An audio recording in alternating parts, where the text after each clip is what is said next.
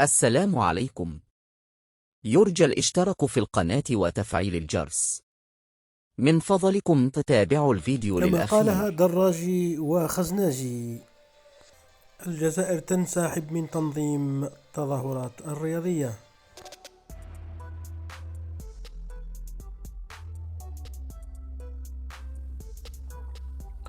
والله ما قريته كاع المقال، هو طويل على كل حال.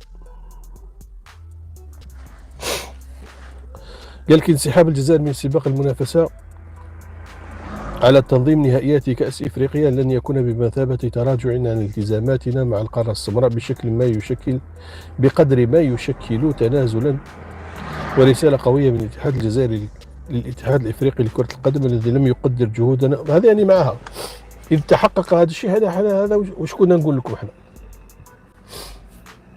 واش كنا نقول لكم؟ وهل تعتقد أنه وليد صادي لما جاء هذه الفكرة تاعو ما تقدرش تكون تاعو؟ لأن انسحاب الجزائر من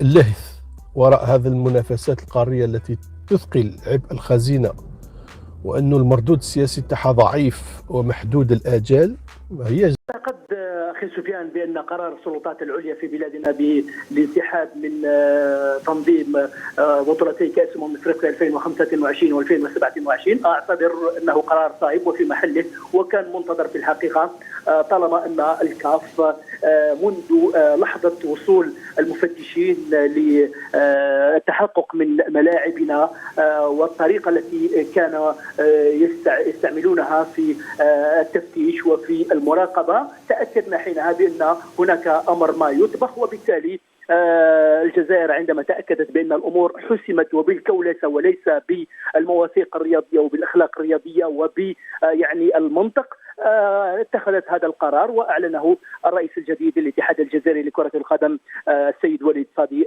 اليوم رسميا. وبالتالي أعتقد بأن القرار في محله. الجزائر اليوم سحب ملف ترشحها لتنظيم كأس إفريقيا لنسختي 2025 و2027.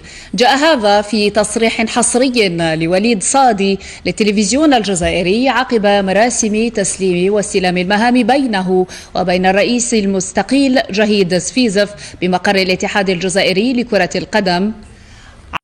نعم، نحب نأكد لك أن اليوم أرسلنا رسالة رسميا للكونفدرالية الأفريقية لكرة القدم نعلن فيها سحب الجزائر من ملف ترشح لتنظيم كأس إفريقيا 2025 و2027.